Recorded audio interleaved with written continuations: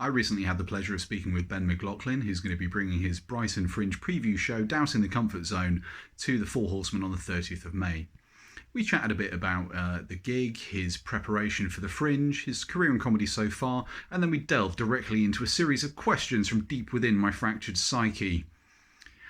So, hopefully you'll enjoy it. Well, you might not enjoy it. I don't care if you enjoy it, really. I'm not your mum. I can't force you. Anyway, fuck you. Watch the video. Hi, good evening. I'm joined tonight by Ben McLaughlin. Ben's a very funny young comedian on the local circuit. Look at that cheeky little face. It's so kind already. So I'm going to be talking to Ben tonight about his upcoming Fringe show, which is called Doubting the Comfort Zone, isn't it, Ben? That's the one. Yeah, Ben's coming to perform at the Four Horsemen for me on the 30th of May, and he's going to be doing excerpts from the show then. But that's not the first time that you're performing new material in your warm-up phase, is it, Ben? No, it's not. No, we're getting back out there a little bit before, and then we're going to come ready and raring for you in Bournemouth. Oh, cool. So that's the it's Friday the 21st of May at Fiora's Only in Southampton, isn't it, that one? Yes, we are gonna. We're rocking a strip club. First time I've ever been to a strip club, Glenn, and I'm looking forward to doing it. At least me doing comedy. Don't get me wrong. If the performance goes that badly, I might take my clothes off. But we're hoping that the stand-up is good enough to keep my clothes on. That's the hope. Yeah, so we're doing that show for Your Eyes Only. It's going to be great. So yeah, I'm doing that Fringe preview, basically my hour show. I'm doing in Southampton, and then about a week and a bit later, I'm rocking over to Bournemouth, and we're gonna obviously this is what we're here for now, and I'm really excited just to get back out and just do it. Good. I mean, is it particularly happy to be coming back to Bournemouth, or is it just performing in general? Oh, well, no, I say I'm very, very lucky because the people that I'm doing these previews for and the gigs I've got lined up, they're all people that are great and people that I get on with. So I'm going to say, I'm really excited, obviously, to do Fiora's Only because it's a new venue, and it's kind of the new sort of buzz for stuff. Your venue, the Four Horsemen is and I'll say it, I'm sorry to upset anyone else in the scene, but it is my favourite venue that I do, just because they're very, it's a very comedy savvy audience that you've got there, and they're very sort of receptive, and they're very up for it all the time, no matter how experienced you are, no matter what you want to talk about. They're really, really up for it, and I've seemed to do really well every time I've done this. So. I was very sort of lucky when you said, "Yeah, do you want to do your preview here?" I was like, "I do," because that might give me the world of confidence. So the Fringe that you're doing, that's the Brighton Fringe, isn't it? It is, yeah. It is. We were planning to go to Edinburgh. Obviously, that's now transitioned into a digital Fringe now. And I thought, first Fringe, I don't really want to be doing it on a Zoom call, so we'll wait and then we'll go up to Edinburgh and stuff like that. We're planning to do. I think there's like a little Ventnor Fringe over on the Isle of Wight over here, so I think I might do a couple of days there as well, which is in July.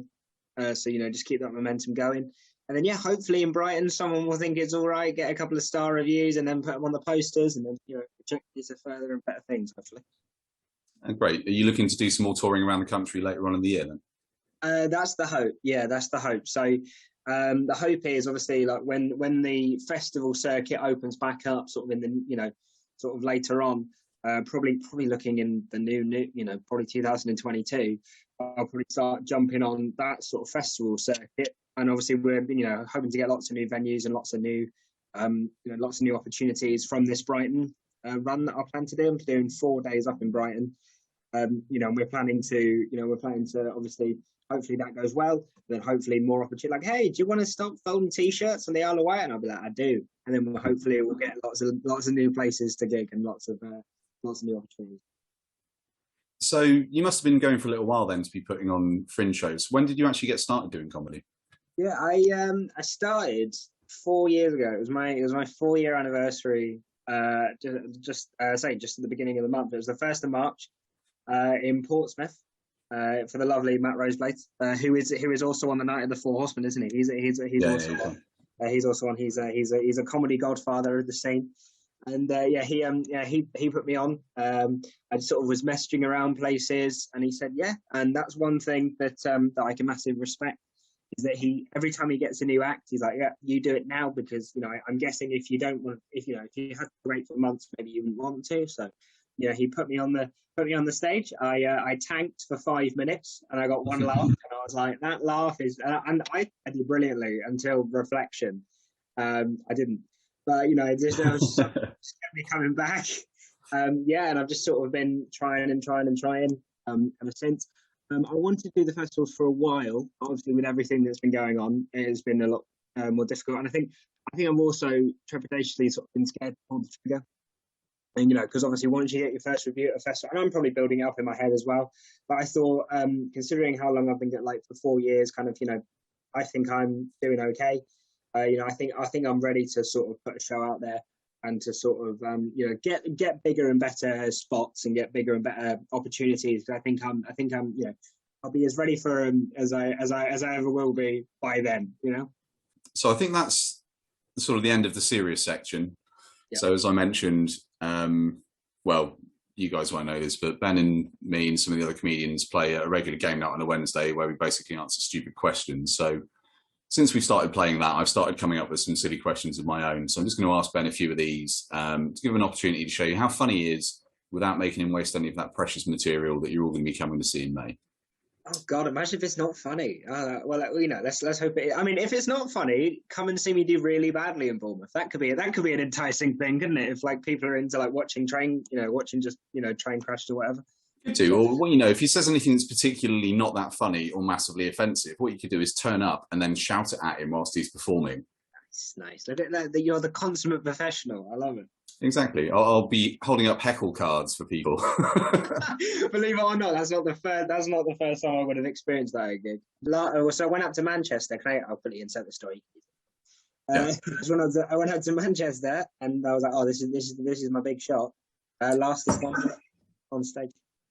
I mean, lasting a minute is pretty good, isn't it? I mean, normally 30 seconds. Yeah, I mean, 15 seconds I've heard is the average. So, that's just from behind me, so I don't know. Apparently, the technical definition of premature ejaculation is anything less than 99 thrusts. Really? Yeah. Wow, that's intense, isn't it? No. I mean, if you're counting, I guess that's, It's one way to make yourself hold off, isn't it? If you're there going 66. Yeah, you're doing it like squats 68. In the gym. Yeah. And then they get particularly enthusiastic and oh fuck, I've lost count. 1. You gotta stop it, I'm counting. Yeah, stop enjoying yourself, woman. Yeah, we're gonna go on to the daft questions now. So, Ben, what's the worst thing you can put in a blender? I guess yourself. That'd be a pretty terrible thing to put in a blender, wouldn't it? Like hand first.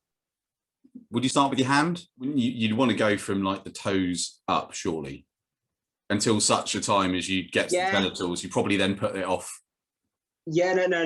So I kind of thought if you're putting stuff in the blender, and then you had your hand in. But yeah, if you're gonna forcibly put yourself in, you would start with your toes, wouldn't you? And sort of like ballet foot it in. Yeah, and then you just go out with the T800. Yeah, exactly. Yeah, slowly sink. Just done. Oh, I got that. Oh, I might start crying. Jesus Christ, remember that. If the 10 Commandments were written today, what would the first one be? Thou shalt not use TikTok. That'll be the fucking first one. Jesus. Thou shalt not. No, I mean, I've got lots of lovely friends who are on TikTok, but the fact that if you're using it for content, let me just clear this up. If you don't fuck me in the edit and not put this in. It's gone. Right. So, right. If you're using it for content, that's great. Use it for content. It's a great platform. But if you are over the age of 15 and you watch TikTok videos, no. Thou shalt not watch TikTok if over the age of 15. That will be the first. That's good. I think you've got to have that qualifier in there. Yeah, I have to, because if not, I'm going to get so many angry 7-second videos aimed at me. I'm going to get so many people sending it to me. So just to clarify, if you're over 15, don't watch it. There you go. See, what I'm going to do now is I'm going to take the phrase, if you're over 15, and some of the other stuff that you say, and I'm going to put it all together, and then I'm going to send it to the police. Oh, no. Oh, I'm going to get cancelled. I'm going to get cancelled on TikTok, by TikTok, before I've even got to Bournemouth, let alone the strip club. What's the most manly thing you've ever done? Oh, I mean, you're asking the right guy, Glenn. No, I mean, there's so many. Oh God, there's so many manly moments I have. Oh, tell you the manliest thing I've ever done. I've managed to. I was having some Doritos one day, right? Doritos and dip, because treat yourself right. And I managed to screw the top off first time. That's pretty manly, isn't it?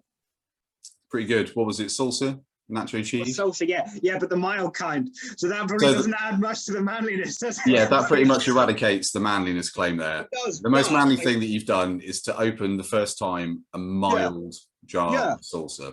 Yeah, I mean, ladies, but yeah, like it's impressive. My dad could do that all the time. Like literally, he wouldn't even have to look. It just like, you know what I mean, it was just he was, he's like a. It's like doing Tommy Cooper. Opens it over there. Yeah, you'd have a fez on and be like, "What are you doing?" I don't know, but yeah, I think no, but that see that for me. Most I could have said like an answer like, "Oh, I chopped the tree down with my knob," like you know what I mean. But like, you know what I mean. Like that's I don't know. Like, my perception of manly is really not. It's really not. But what a wonderful question. I just don't have a good. It's good, and I like the way that you said that I chopped a tree down with a dog. The hardest part was getting through all the bark. Yes. Scenario for you. Your dick becomes a superhero. Awesome. Don't ask how. Maybe it's a mistimed blowjob from a radioactive spider with a bit too much teeth. But your dick is a superhero. Yeah. What is its superhero name? He's fucking brilliant, by the way. Just a quick side of it. I'm trying to think of like because you're the man of puns, Glenn. I can't think of puns because I'm thinking of like a Ben pun. Can't really think of one right now. And jam it in. I don't know. Like would that be it? I don't know. This is the show. It's just me failing at puns. McLaughlin, I guess. McLaughlin, you could call it. Yeah, I guess that's what I used to get called as a child. Very witty. Those teachers were horrible. Yeah, no, but I think Ben jam it in. I think it's probably the best one I've come up with. I'm quite proud of that. Ben jam it in. What would your costume be? What sort of colours are you rocking as jam it in? You're probably gonna want to go.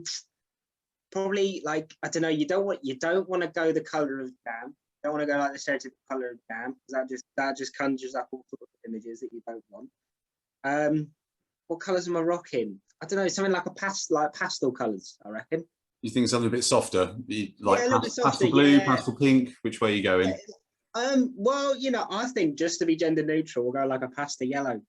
Like a pastel yellow sort of vibe. You know what I mean? Just to sort of because the thing is, right, is a lot of people's powers and their superheroes, they're quite intimidating, aren't they? Mm. But I think I think the one thing that superheroes aren't, it's not because they've got superpowers, but they're not a right? If you make it sort of like a nice little bridge, like a nice little gentle colour, you might get more people liking you. There you go. There's my advice to all the superheroes out there. Yeah. It's much harder to put the fear of God into the criminals when you're rocking something that makes you look like a fucking bowl of pus. Exactly. Run for your life, it's Pustard Man. You just come up with that off the bat. It took me about 4 minutes to come up with Ben jam it in. And you just come up with like that, like it was nothing. Obviously, I asked you the manliness question. You said you haven't really got anything particularly apt for manliest thing that you've done. But what is the most useless skill that you have? Useless skill? Well, I don't have many of them, really. I'm very good at stand-up, doing it on the 30th and the 21st of May. I'm just going to write down plugging your own gigs after that last shocking attempt. Sorry, I apologise. No, I'm not very good at plugging. I tried it on the Jackbox game, didn't I? I'm not very good. You did. I mean, I'll tell you what. If you ask my housemates, they could give you about 20 things. I'm pretty good at accents, but like it's not very useful unless you want to look like you've got bipolar or some sort of personality disorder. So I mean, like it's funny in KFC. When you're like, when you like want to do a different accent, but yeah, I guess accents. Yeah, I'm pretty good at accents, but it's pretty useless, isn't it? So 2 questions then. If you say it's useful in KFC, yeah, why specifically is it useful in KFC? I don't know. Just because the KFC people aren't. It just brightens their day, doesn't it? You know what I mean? Like, what kind of chicken do you want? And if you kind of come in with like a different accent, they're like, oh, it sort of wakes them up. You know what I mean? I don't know why specifically KFC. I'm just really hungry and I want a KFC. You can smell it wafting in the window. Exactly. Secondly, good at accents. Give us a couple. Oh God, there's pressure now. Well, I can do Scouse because my dad was a Scouser. Go on then. Give us your best Scouse. Should we do it like I'm ordering at KFC? Yeah, go on then. So go on. You be like a depressed. You be like a depressed KFC worker, otherwise known as a KFC worker. That's so good. That's your mugshot, right? Okay. Somewhat. All right, mate. Can I get a triple chicken burger, please, mate? I don't know. Can you? Like, have you got the money? Well, I just nicked the fella's watch outside. So, can you take watches as payment? I'll have to ask the manager. Hang on. Is the Colonel in? Ask the Colonel. We used to go drinking all the time together. That's not bad, is it? It's not Very bad. good. Very It's not good. bad. Yeah, it's not bad. It was so good, in fact, that I found it very hard to keep the straight face and nearly cracked Very it the last good. bit. Yeah, I think, yeah. Screw my accent. Your accent was top.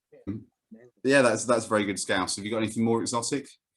Well, like, I don't know, like more exotic. Like, I don't think so. I think I'm good at like British regional ones.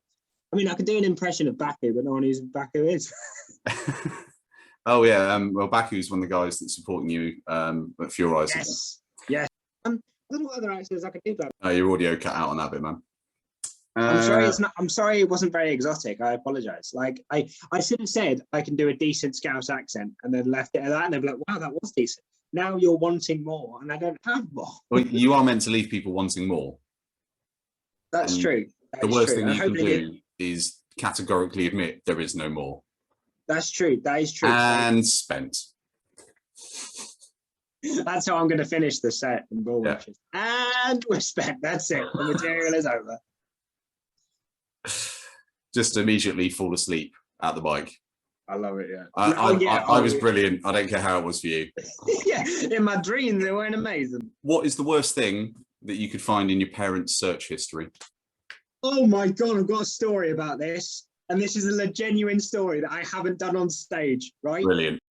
So that's the end of the first video with Ben. There will be another one coming shortly, so stay tuned. And if you enjoyed this, it's going to get even weirder from here on out.